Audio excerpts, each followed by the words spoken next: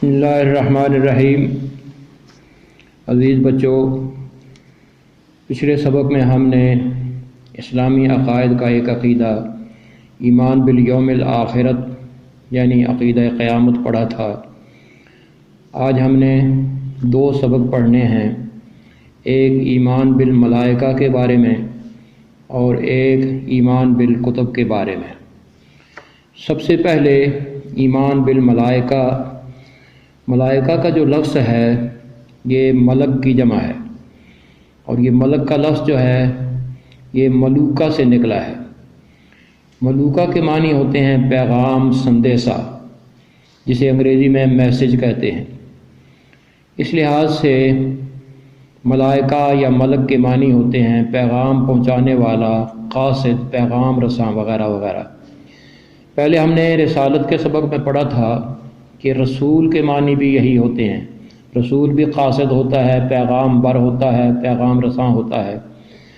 فرق یہ ہے کہ ملائکہ اللہ کی طرف سے پیغام لے کر اللہ کے نبی کے پاس آتے ہیں، اللہ کے رسول کے پاس آتے ہیں، جبکہ اللہ کا نبی اور رسول وہ پیغام بندوں تک، انسانوں تک پہنچاتا ہے۔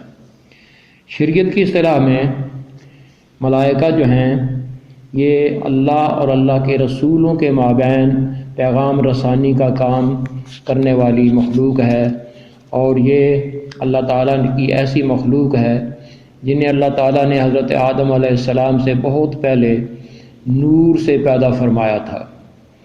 یہ ملائکہ جو ہیں نورانی مخلوق ہیں، ان کی تعداد اتنی ہے کہ خود اللہ تعالیٰ نے قرآن مجید میں فرمایا ہے کہ لا یعلم جنود ربک الا ھو، اللہ کے اس لشکر کی تعداد کو کوئی نہیں جانتا۔ رسول اللہ صلی اللہ علیہ وسلم نے فرمایا کہ آسمان 7 ہیں، ان 7 آسمانوں کے مابین جو خلا ہے، جہاں خالی جگہ ہے، ایک چپا زمین ایسی، ایک چپا آسمان کی فضا ایسی نہیں ہے جہاں اللہ کا کوئی نہ کوئی فرشتہ اللہ تعالیٰ کی عبادت میں مصروف نہ ہو۔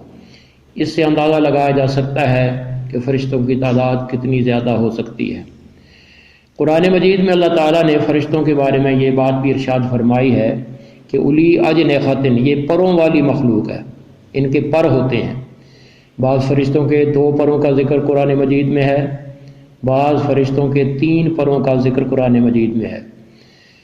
حضرت جبرائیل علیہ السلام کے بارے میں رسول اللہ صلی اللہ علیہ وسلم کا ارشاد ہے کہ میں نے جبرائیل علیہ السلام کو ان کی اصلی شکل میں، اصلی حالت میں 2 مرتبہ دیکھا ہے، ایک مرتبہ زمین پر اور ایک مرتبہ شب معراج سدرۃ المنتہا پر۔ آپ صلی اللہ علیہ وسلم فرماتے ہیں کہ جبرائیل علیہ السلام کے 600 پر تھے۔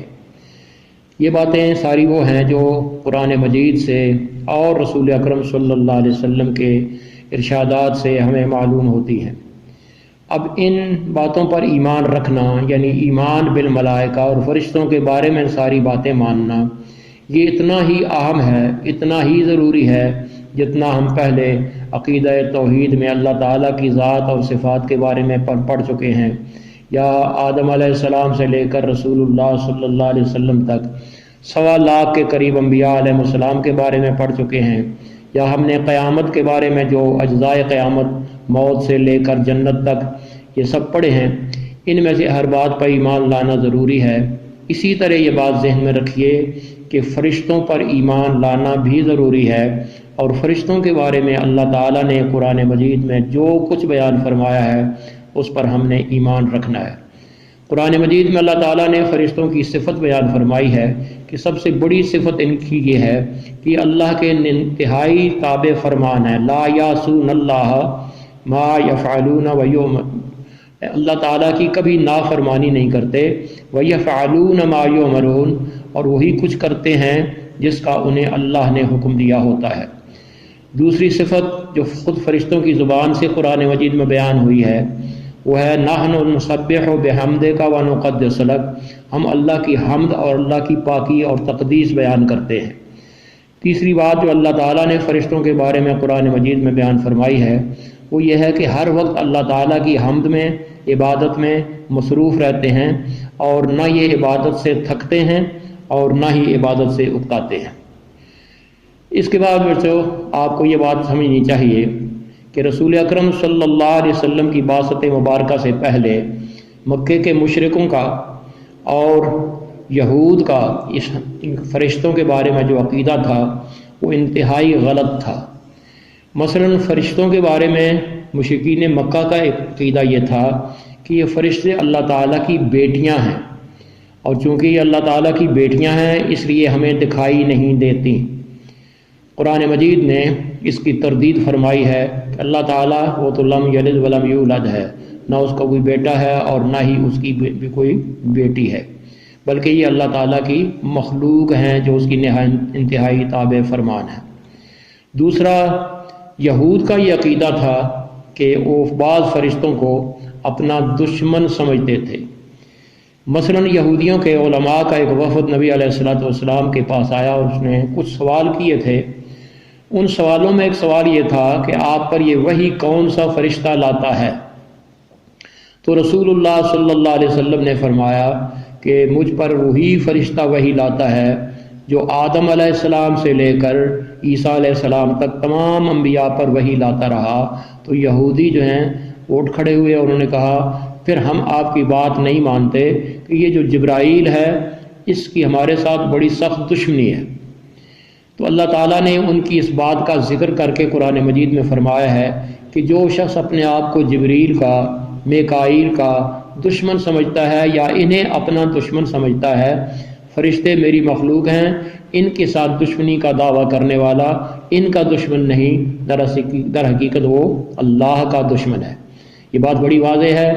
رسول اللہ ہوں یا کوئی اللہ کا نبی ہو، ان کے ساتھ بندہ گستاخی کا ارتکاب کرے، دشمنی کا ارتکاب کرے تو وہ بھی اللہ کا دشمن ہے۔ فرشتوں کی دشمنی بھی اللہ تعالیٰ کی دشمنی ہے۔ اس کے بعد دیکھنا یہ ہے کہ فرشتوں کے کام کیا ہیں اور ان کی اقسام کتنی ہیں۔ فرشتوں کی بہت ساری اقسام ہیں اور ان کے ذمے اللہ تعالیٰ نے بہت سارے کام لگائے ہیں، لیکن ان میں سے 4 فرشتے جو ہیں انہیں مقرب فرشتے کہا جاتا ہے۔ ان میں سب سے پہلا نام حضرت جبرائیل علیہ السلام کا ہے۔ بچوں یہ بات یاد رکھیں، جبرائیل کا جو اصلی نام ہے وہ ہے عبداللہ، اور ان کے باقی صفاتی نام ہیں۔ ایک نام جبریل ہے۔ قرآن مجید میں اگر آپ پڑھیں تو یہ جبریل کا لفظ 3 طرح لکھا ہوا ہے۔ جبریل بھی لکھا ہوا ہے، جبرائیل بھی لکھا ہوا ہے اور جبرائیل بھی لکھا ہوا ہے۔ انہی جبرائیل علیہ السلام کو اللہ تعالیٰ نے قرآن مجید میں روح الامین بھی کہا اور روح القدس بھی کہا، اور چونکہ رسول اللہ صلی اللہ علیہ وسلم پر پورا قرآن مجید لے کر آنے والے یہی جبرائیل علیہ السلام ہیں، اس لیے اللہ تعالیٰ نے اس قرآن مجید کی نسبت سے انہیں رسول کریم بھی کہا گیا ہے۔ جبرائیل علیہ السلام تمام فرشتوں کے سردار ہیں، اور اللہ تعالیٰ نے حضرت جبرائیل علیہ السلام کو وحی کے لیے مقرر فرمایا۔ تمام انبیاء پر وحی لانے والے فرشتے حضرت جبرائیل علیہ السلام ہی ہیں۔ اس کے علاوہ جبرائیل علیہ السلام کا ایک کام اور ہے۔ جب اللہ تعالیٰ نے کسی قوم کو عذاب دینا ہوتا ہے، سزا دینی ہوتی ہے، تو اللہ تعالیٰ اس قوم کو سزا کے لیے بھی حضرت جبرائیل علیہ السلام ہی کو تفویض کرتے ہیں یہ کام۔ جبرائیل علیہ السلام کے بعد دوسرا فرشتہ جو مقام اور مرتبے کے لحاظ سے جبرائیل علیہ السلام کے بعد دوسرے نمبر پر ہیں، یہ ہیں حضرت میکائیل علیہ السلام۔ ان کا اصل نام بھی عبداللہ ہے، اور قرآن مجید میں ان کا نام 2 طرح آپ کو لکھا ملے گا۔ میکال بھی قرآن مجید میں لکھا ہوا ہے، جبریل و میکالا، اور میکائیل بھی قرآن مجید میں لکھا ہوا ہے۔ اللہ تعالیٰ نے حضرت میکائیل علیہ السلام کے ذمہ اس کائنات کا نظام رزق جو ہے یہ لگا رکھا ہے۔ رازق اور رزاق تو اللہ تعالیٰ کی ذات ہے، لیکن عالم اسباب میں روزی رسانی کا ایک بہت بڑا ذریعہ بارشوں کا ہونا ہے اور زمین سے کھیتیوں کا اگنا ہے۔ یہ سارا انتظام حضرت میکائیل علیہ السلام کے سپرد ہے۔ اس کے بعد بیٹے تیسرے فرشتے مقرب فرشتوں میں سے مشہور فرشتے ہیں جن کا نام لیتے ہوئے بندے کو ڈر لگتا ہے، ان کا نام ہے حضرت عزرائیل علیہ السلام۔ حضرت عزرائیل علیہ السلام وہ فرشتے ہیں کہ جن کا نام عبد الجبار ہے لیکن انہیں اسرائیل کہتے ہیں، عین زیر الف یہ۔ اسرائیل علیہ الصلوۃ والسلام کے ذمہ اللہ پاک نے یہ کام لگایا ہے کہ جتنے بھی ذی روح مخلوق ہے، جن کے جسموں میں روح ہوتی ہے، اس روح کو نکالنے کا کام حضرت اسرائیل علیہ الصلوۃ والسلام کے ذمہ ہے، یعنی موت طاری کرتے ہیں۔ اس لیے اس وجہ سے انہیں ملک الموت بھی کہا جاتا ہے، یا اردو میں فرشتہ موت کہا جا سکتا ہے۔ جتنے لوگوں کو آج تک موت ہوئی، سب کی موت کے ذمہ دار حضرت اسرائیل علیہ السلام ہیں، کہ روح نکال کر لے جاتے ہیں اور انسان کا جسم جو ہے یہ باقی رہ جاتا ہے۔ میں نے ایمان بالیوم الآخرت کے سبق میں پڑھایا تھا کہ جب روح جسم سے نکل جاتی ہے تو جسم لاش بن جاتی ہے، میت بن جاتی ہے، اور جسم چونکہ زمین سے بنتا ہے اسے زمین میں دفن کر دیتے ہیں، اور روح چونکہ اللہ کی طرف سے آتی ہے اس لیے اسے آسمان پر لے جایا جاتا ہے۔ اس کے بعد بیٹے ایک فرشتے کا نام ہے حضرت اسرافیل علیہ السلام۔ حضرت اسرافیل علیہ السلام کا اصل نام عبد الرحمن ہے اور ان کا قرآنی نام اسرافیل ہے۔ ان کی ایک خصوصیت ہے اور ایک ہی ان کا کام ہے۔ اللہ تعالیٰ نے ان کو ایک خاص قسم کا آلہ عطا فرما رکھا ہے، جس میں یہ پھونک ماریں گے تو اس سے بڑی مہیب، خطرناک، ڈراؤنی قسم کی آواز نکلے گی، اور اس آواز کو سور اسرافیل کہتے ہیں۔ یہ سور کا لفظ جو ہے سواد پیش واو رے کے ساتھ، اسے آواز کو سور اسرافیل کہتے ہیں۔ اسرافیل علیہ السلام یہ سور اپنے منہ کے ساتھ لگائے ہوئے انتظار میں کھڑے ہیں کہ اللہ کا حکم ہو تو میں اس میں پھونک لگاؤں۔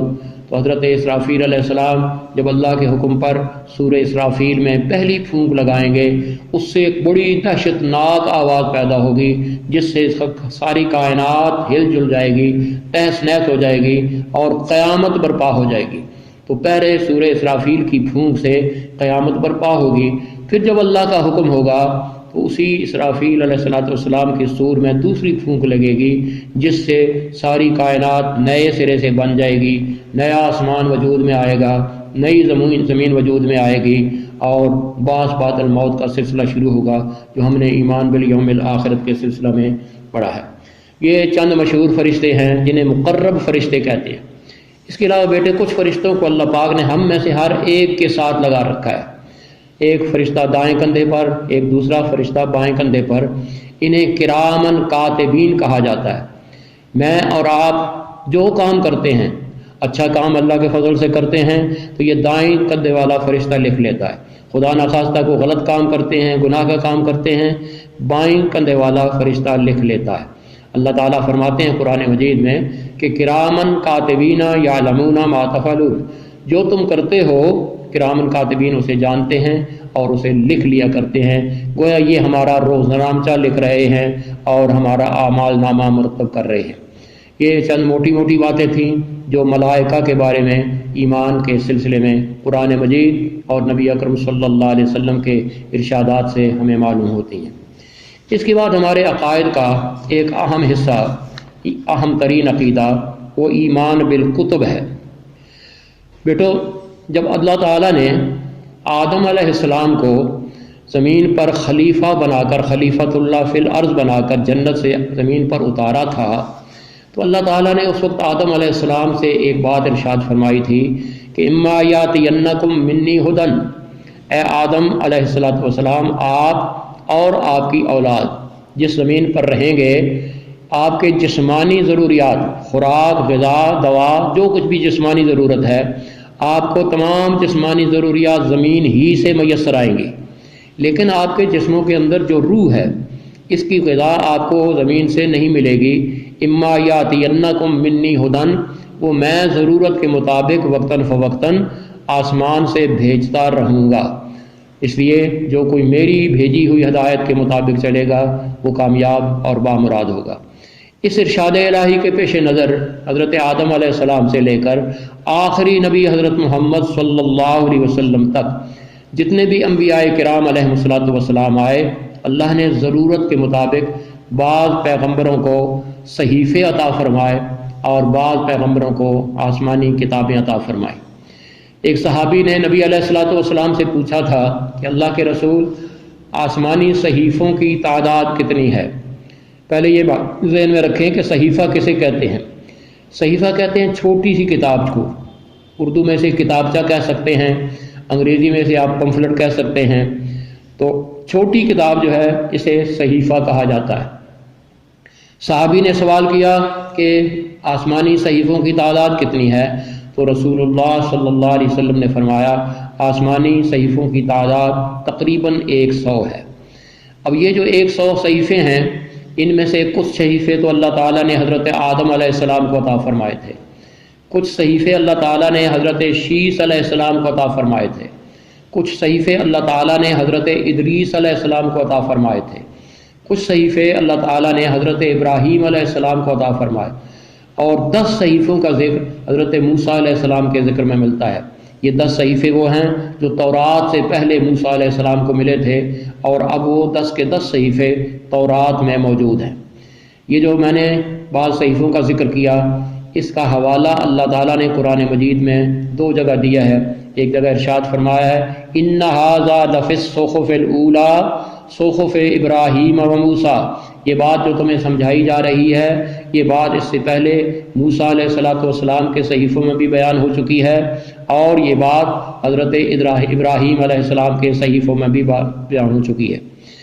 اس کے بعد اللہ تعالیٰ نے پہلی آسمانی کتاب جو ہے وہ حضرت موسیٰ علیہ نبینا علیہ السلام کو عطا فرمائی تھی۔ اس آسمانی کتاب کا نام تورات تھا۔ تورات بھی لکھا جاتا ہے اور توریت بھی یہ کے ساتھ بھی لکھا جاتا ہے۔ یہ تورات جو ہے یہ اولاد یعقوب علیہ السلام جو ہیں ان کا نام یعقوب تھا، اور لقب ان کا اسرائیل تھا۔ اسرائیل کے معنی ہوتے ہیں عبداللہ، تو اس وجہ سے ان کی اولاد کو بنی اسرائیل کہتے ہیں۔ قرآن مجید میں اس نام کی پوری صورت بھی ہے، سورہ بنی اسرائیل۔ تو قرآن مجید میں جہاں کہیں بھی بنی اسرائیل کا ذکر ہے، اس سے مراد اولاد یعقوب علیہ السلام ہے۔ تو اولاد یعقوب علیہ السلام میں حضرت موسیٰ علیہ السلام کو اللہ تعالیٰ نے سریانی زبان میں لکھی ہوئی کتاب فرشتوں سے لکھوا کر تختیوں پر اللہ تعالیٰ نے موسیٰ علیہ السلام کو کوہ طور پر حوالے کی تھی۔ یہ تورات موسیٰ علیہ السلام پر نازل ہونے والی کتاب ہے۔ سریانی زبان میں تھی، لیکن بعد میں ان اہل کتاب نے خود اس کی زبان تبدیل کر دی، سریانی سے مصری میں بدل دیا، اور آج کل اس کی زبان جو ہے وہ نہ مصری رہی نہ سریانی رہی، بلکہ آج کل یہ آپ کو صرف انگریزی زبان میں ملے گی۔ تورات موسیٰ علیہ السلام پر جو نازل ہوئی تھی، اسے تبدیل کرنے کے بعد اس حد تک بدل دیا گیا۔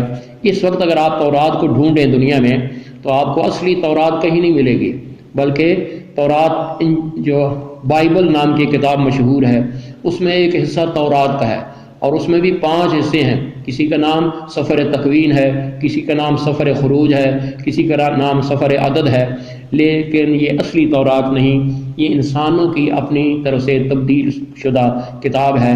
ہمارا ایمان یہ ہے کہ اللہ تعالیٰ نے جو کتاب تورات نام کی موسیٰ علیہ السلام پر نازل فرمائی تھی وہ سچی کتاب تھی، اور ہم مسلمان آج بھی اس کو سچائی مانتے ہیں۔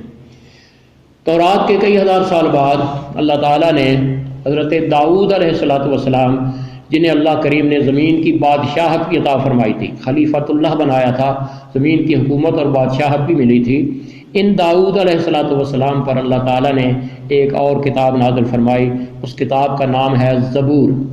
قرآن مجید میں زبور کا ذکر مقدس مقامات پر آیا ہے۔ زبور کا لفظی معنی ہے موٹے حرفوں میں لکھی ہوئی کتاب۔ یہ زبور جو ہے یہ دعاؤں پر اور اللہ تعالیٰ کی حمد پر مشتمل کتاب ہے۔ داؤد علیہ السلام کو اللہ تعالیٰ نے بڑی بہترین آواز عطا فرمائی تھی۔ آج بھی لحن داؤدی بڑا مشہور ہے۔ حضرت داؤد علیہ السلام جب لحن داؤدی میں یہ زبور کے محامد پڑھا کرتے تھے، اللہ کی حمد بیان کرتے تھے، دعائیں مناجات کرتے تھے، تو آس پاس کے پہاڑ بھی اس میں مصروف ہو جاتے تھے، آسمان پر پرواز کرنے والے پرندے اتر جاتے تھے۔ قرآن مجید میں آتا ہے کہ وہ بھی اس تسبیح میں، اس تحمید میں داؤد علیہ السلام کے ساتھ شریک کار ہو جاتے تھے۔ یہ زبور بھی خود اہل کتاب نے تبدیل کر دی۔ آج بھی آپ کو زبور اصلی حالت میں کہیں نہیں ملے گی، بلکہ اسی بائبل میں ایک حصہ جو ہے اس کا نام زبور رکھا گیا ہے، جو حضرت داؤد علیہ السلام سے منسوب ہے، لیکن اکثر یہودی شعراء نے اپنا کلام بھی اس زبور میں شامل کر دیا ہے۔ زبور کے بعد اللہ تعالیٰ نے تیسری کتاب بنی اسرائیل کے آخری نبی حضرت عیسیٰ ابن مریم علیہ السلام پر نازل فرمائی۔ اس کتاب کا نام ہے انجیل۔ حضرت عیسیٰ علیہ السلام جب تک زمین پر رہے اپنے حواریوں کو یہ انجیل پڑھاتے رہے، سکھاتے رہے، سمجھاتے رہے، اور یہ انجیل اصلی حالت میں موجود رہی۔ لیکن جب اللہ تعالیٰ نے حضرت عیسیٰ علیہ السلام کو آسمانوں پر اٹھا لیا، اور عیسیٰ علیہ السلام کے آسمان پر اٹھائے جانے کے کئی سو سال بعد حضرت عیسیٰ علیہ السلام کے جو حواری ہیں، یعنی ان کے ساتھی، ان کے شاگرد، ان کے صحابی، انہوں نے پھر اپنی یادداشت کی بنیاد پر اس انجیل کو لکھا، اور جس نے انجیل لکھی اس نے اس انجیل کو اپنے نام منسوب کیا۔ اس لیے آج اگر آپ دیکھیں گے تو عیسائیوں کے ہاں انجیل نام کی 4 مشہور کتابیں ہیں جنہیں اناجیل اربع کہتے ہیں۔ ان میں سے ایک کا نام لوقا ہے، ایک کا نام متی ہے، ایک کا نام برناس ہے۔ یہ انجیلیں جس کسی نے لکھی ہیں اس نے اپنے نام سے اسے منسوب کر دیا ہے۔ لیکن سچی بات یہ ہے کہ ان انجیلوں میں جو آج دنیا میں عیسائیوں کے پاس موجود ہیں، ایک کتاب بھی ایسی نہیں ہے جو عیسیٰ علیہ السلام پر اللہ تعالیٰ نے خود نازل فرمائی تھی، بلکہ یہ ان کی اپنی لکھی ہوئی من گھڑت کتابیں ہیں۔ مسلمانوں کا ایمان اصلی تورات پر، اصلی زبور پر اور اصلی انجیل پر ہے۔ ہم ان کو اللہ کی کتاب مانتے ہیں اور اس پر ہمارا ایمان ہے۔ آخری آسمانی کتاب ہدایت جو اللہ تعالیٰ نے آخری نبی حضرت محمد صلی اللہ علیہ وسلم پر نازل فرمائی وہ قرآن مجید ہے۔ بیٹو، آپ کو قرآن مجید کے بارے میں تفصیلی سوال میں نے لکھایا ہے اور آپ نے پڑھا ہے کہ قرآن مجید کا تعارف کیا ہے۔ قرآن مجید اللہ تعالیٰ کی آخری آسمانی کتاب ہدایت ہے، جو عربی زبان میں حضرت محمد الرسول اللہ صلی اللہ علیہ وسلم پر، جو اللہ تعالیٰ کے آخری نبی ہیں، آپ کے دل پر اللہ تعالیٰ نے ضرورت کے مطابق تھوڑی تھوڑی کر کے 23 سال میں نازل فرمائی۔ قرآن مجید کی پہلی وحی آپ صلی اللہ علیہ وسلم پر غار حرا میں نازل ہوئی تھی۔ آپ صلی اللہ علیہ وسلم 13 سال مکہ مکرمہ میں رہے۔ ان 13 سالوں میں اللہ تعالیٰ نے آپ صلی اللہ علیہ وسلم کو ضرورت کے مطابق جو قرآن مجید نازل فرمایا، اس کی 86 صورتیں آج بھی ہم قرآن مجید میں پڑھتے ہیں، جنہیں مکی صورتیں کہا جاتا ہے۔ جب رسول اللہ صلی اللہ علیہ وسلم مکہ مکرمہ سے ہجرت کر کے مدینہ منورہ چلے گئے تو ہجرت مدینہ سے لے کر وفات تک آپ صلی اللہ علیہ وسلم نے جو 10 سال مدینہ منورہ میں گزارے، یہ مدنی دور کہلاتا ہے۔ اس مدنی دور میں حالات کے مطابق اللہ تعالیٰ نے قرآن مجید کی 10 صورتیں نازل فرمائیں، جنہیں مدنی صورتیں کہا جاتا ہے۔ یہ ساری باتیں آپ نے لکھی ہوئی بھی ہیں، پڑھی ہوئی ہیں، بلکہ آپ نے اس سوال کا امتحان بھی دیا ہوا ہے، بعض سوالات امتحان میں بھی آئے تھے۔ تو قرآن مجید بہرحال اللہ تعالیٰ کی آخری آسمانی کتاب ہے۔ قرآن مجید کی خوبیوں میں سے بعض خوبیاں بڑی نمایاں ہیں۔ نمبر 1، یہ کتاب لا ریب ہے۔ لا ریب کہتے ہیں جس کے اندر شک نہیں ہے۔ آپ سورہ بقرہ کا آغاز پڑھیں، اللہ کا پاک نے یہاں سے بات شروع فرمائی ہے، ذالک الکتاب لا ریب فیہ، یہ کتاب وہ ہے جس میں شک نہیں۔ کیا مطلب؟ یہ وہ کتاب ہے جس کے من جانب اللہ، منزل من اللہ ہونے میں شک نہیں ہے۔ آج سے 1500 سال پہلے جیسے یہ کتاب محمد الرسول اللہ صلی اللہ علیہ وسلم پر نازل ہوئی تھی، الحمدللہ آج 15ویں صدی میں بھی یہ کتاب اسی طرح ہر شک اور شبہ سے پاک اور بالا مسلمانوں کے پاس، پوری دنیا کے مسلمانوں کے پاس موجود ہے اور قیامت تک موجود رہے گی۔ اس کتاب کی دوسری صفت محفوظ ہونا ہے۔ جس طرح بھی میں نے آپ کو بتایا، تورات اللہ کی کتاب تھی، محفوظ نہیں رہی، بدل دی گئی۔ انجیل اللہ کی کتاب تھی، محفوظ نہیں رہی۔ نبی علیہ السلام کو اس کی فکر تھی۔ اللہ پاک نے نزول قرآن کے وقت حضور کو تسلی دلائی کہ آپ فکر نہ کریں، انا نحن نزلنا الذکر وانا لہ لحافظون، اس ذکر کو، اس نصیحت کو ہم ہی نے نازل کیا اور قیامت تک اس کی حفاظت بھی ہم ہی کریں گے۔ یہ آیت آپ کی منتخب آیات میں سے 12ویں آیت ہے جس کا ایک تفصیلی سوال بھی میں نے آپ کو دے دیا ہے۔ حفاظت قرآن مجید پر نوٹ لکھیں کہ قرآن مجید کی حفاظت کا ذمہ چونکہ اللہ تعالیٰ نے خود لیا ہے، اس لیے آج تک اسے کوئی تبدیل نہیں کر سکا اور قیامت تک کوئی اس میں ذرہ برابر تبدیلی نہیں کر سکتا۔ اس کتاب کی خصوصیات میں ایک خصوصیت یہ ہے کہ اس کی زبان آج بھی زندہ موجود ہے۔ جیسا کہ میں نے ابھی آپ کو بتایا کہ تورات اور زبور دونوں سریانی زبان میں آئی تھی۔ آج پوری دنیا میں آپ سروے کر کے دیکھیں، آپ کو سریانی زبان لکھنے والا، بولنے والا، پڑھنے والا، سمجھنے والا کوئی نہیں ملے گا۔ اس جس طرح کتابیں ان کی بٹ گئیں، محرف ہو گئیں، تبدیل ہو گئیں، سریانی زبان بھی ختم ہو گئی۔ اسی طرح انجیل عبرانی زبان میں نازل ہوئی تھی، آج عبرانی زبان بولنے والا کوئی نہیں۔ انجیل ماننے والے لوگ ہیں لیکن عبرانی زبان کسی کو نہیں آتی۔ قرآن مجید کی خوبی یہ ہے، اللہ نے عربی زبان میں قرآن مجید نازل فرمایا، اور آج 15ویں صدی میں 1500 سال ہونے کو ہیں، قرآن مجید کی زبان عربی آج بھی دنیا کی زندہ زبانوں میں ایک ہے۔ آپ کے اقوام متحدہ میں جو زبانیں بولی جاتی، جن زبانوں میں تقریریں کی جاتی ہیں، ان میں سے ایک زبان عربی زبان بھی ہے۔ دنیا کے بے شمار تقریباً 70 سے زیادہ ممالک ہیں جن میں عربی زبان بولی جاتی ہے، لکھی جاتی ہے، پڑھی جاتی ہے، سمجھی جاتی ہے، سمجھائی جاتی ہے۔ تو گویا قرآن مجید محفوظ ہے تو قرآن مجید کی زبان بھی محفوظ ہے۔ قرآن مجید کی ایک صفت یہ ہے کہ اس نے پہلی کتابوں کی شریعتوں کو منسوخ کر دیا ہے۔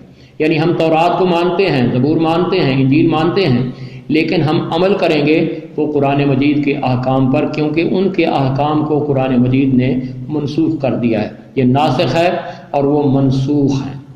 پھر قرآن مجید کی ایک صفت یہ ہے کہ یہ پہلی کتابوں کی تصدیق کرتی ہے۔ یہ جو بھی میں نے سبق آپ کو تورات کے بارے میں پڑھایا، انجیل کے بارے میں بتایا، کہاں سے معلوم ہوا؟ یہ ساری باتیں ہمیں تورات کے بارے میں بھی قرآن نے بتائی ہیں اور انجیل کے بارے میں بھی قرآن مجید نے بتائی ہیں۔ تو گویا قرآن مجید پہلی کتابوں کا تعارف بھی کراتا ہے، ان کی تصدیق بھی کرتا ہے۔ اس کے ساتھ قرآن مجید کی خوبی یہ ہے کہ ان کتابوں میں جو اچھی باتیں تھیں، معیاری باتیں تھیں، اور اہل کتاب نے ان کو تبدیل کر دیا، قرآن مجید نے ان باتوں کو حوالے کے طور پر اپنے قرآن میں محفوظ کر دیا۔ آپ قرآن مجید پڑھتے ہوئے دیکھیں گے اللہ پاک نے حوالہ دیا ہے، ذالک مثلہم فی التوراۃ ومثلہم فی الانجیل۔ یہ وہ بات ہے جو پہلے ہم تورات میں بھی بیان کر چکے ہیں اور اس سے پہلے ہم نے یہ بات انجیل میں بھی بیان کی ہے۔ پھر اس کتاب کی ایک جناب خصوصی خوبی، بے مثل کتاب ہے، اس کی مثال نہیں بن سکتی۔ جب قرآن مجید نازل ہوا تھا نا تو مکے کے مشرک حضور کو کہتے تھے یہ اپنی طرف سے کتاب گھڑ کر پیش کرتے ہیں، رات لکھتے رہتے ہیں اور صبح کہتے ہیں اللہ کی طرف سے نازل ہوئی۔ اللہ پاک نے 3 جگہ انہیں چیلنج کیا ہے کہ اگر تم یہ سمجھتے ہو تو اس قرآن جیسی تم بھی قرآن جیسی کتاب بنا کر لے آؤ۔ دوسرے مقام پر فرمایا اگر پورے قرآن جیسا قرآن بنا کر نہیں لا سکتے فاتو بعشر سور مثلی مفتریات، اس قرآن مجید کی 10 صورتوں جیسی 10 صورتیں لے آؤ۔ آپ اپنے قرآن مجید میں پڑھیں، آخری 10 صورتیں بالکل چھوٹی چھوٹی صورتیں ہیں۔ اللہ نے فرمایا کوئی 10 صورتیں، خواہ پہلی ہوں، درمیانی ہوں، آخری ہوں، اگر تم سچے ہو تو اس قرآن مجید جیسی 10 صورتیں لے کر آ جاؤ۔ لیکن پھر یہ بھی نہیں ہو سکا، اللہ نے آخری چیلنج یہ دیا کہ فاتو بصورت من مثلی، ایک صورت اس جیسی لے کر آ جاؤ۔ اب دیکھیں کہ رسول اکرم صلی اللہ علیہ وسلم نے انا اعطیناک الکوثر جو صورت ہے نا، سورہ کوثر، آپ نے دیکھا کہ اس کی 3 آیتیں ہیں اور بالکل ایسے لگتا ہے جیسے شعر ہے، انا اعطیناک الکوثر فصلی لربک وانحر ان شانک الابتر۔ تو اللہ کے حکم پر نبی علیہ السلام نے یہ سورہ کوثر ایک کاغذ پر لکھوائی۔ اکاز نام کا ایک میلہ لگتا تھا، پورا عرب اس میں جمع ہوتا تھا، سارے شاعر اور ادیب جمع ہوتے تھے۔ تو حضور نے اللہ کے حکم سے یہ 3 آیتیں لکھوا کر بیت اللہ کے دروازے پر چسپاں کی تھیں اور چیلنج کیا تھا کہ کسی ادیب اور شاعر میں اگر ہمت ہے تو 4تھی سطر اس جیسی لکھ کر دکھائے۔ تو اس زمانے میں بہت بڑا شاعر جو مشہور تھا، رات کو چھپ کر آیا اور اس نے چھپ کر یہ آیتیں پڑھی، 3 سطریں پڑھی، انا اعطیناک الکوثر فصلی لربک وانحر ان شانک الابتر۔ سوچ کر اس نے آخر 4تھی سطر لکھ دی، لیکن کیا لکھا؟ اعتراف کر لیا ما ھذا قول البشر، یہ انسان کا کلام نہیں ہے۔ یعنی اس کا مقابلہ تو وہ کرے کہ جو انسان سے اوپر کو مخلوق ہو، یہ اللہ کا کلام ہے، اس لیے اس جیسا کلام کوئی انسان بنا نہیں سکتا۔ تو بہرحال قرآن مجید کے اوصاف حمیدہ میں ایک وصف جو ہے وہ قرآن مجید کا بے مثل و بے مثال ہے۔ پھر اللہ تعالیٰ نے یہ بھی بیان فرمایا ہے کہ اس کی آج تک 15ویں صدی ہے، آج سائنس کے عروج کا زمانہ ہے، اس عروج کے زمانے میں سائنس بھی قرآن مجید کی کسی حقیقت کو رد نہیں کر سکتی، بلکہ آج کی سائنس نے، قرآن مجید نے آج سے 1500 سال پہلے جو باتیں بیان کی تھیں، سائنس نے اپنے عروج کی وجہ سے ان باتوں کو سچ کر سکتا ہے۔ گویا ہر عقل کی بات، تہذیب کی بات، قرآن مجید عقل اور تہذیب کی ہر بات کو مانتا ہے، تسلیم کرتا ہے، تائید کرتا ہے اور لوگوں کو اس کی تعلیم دیتا ہے۔ تو بیٹے یہ چند باتیں تھیں جو میں نے آپ کو آسمانی کتابوں کے بارے میں بتائیں۔ ان ساری باتوں کو ماننے کا نام ایمان بالکتب ہے۔ اللہ تعالیٰ مجھے بھی آپ کو بھی مرتے دم تک اس ایمان پر، ایمان بالملائکہ پر، ایمان بالکتب پر، ایمان بالرسالت پر، ایمان بالیوم الآخرت پر اور ایمان باللہ یعنی توحید پر قائم رہنے کی توفیق عطا فرمائے۔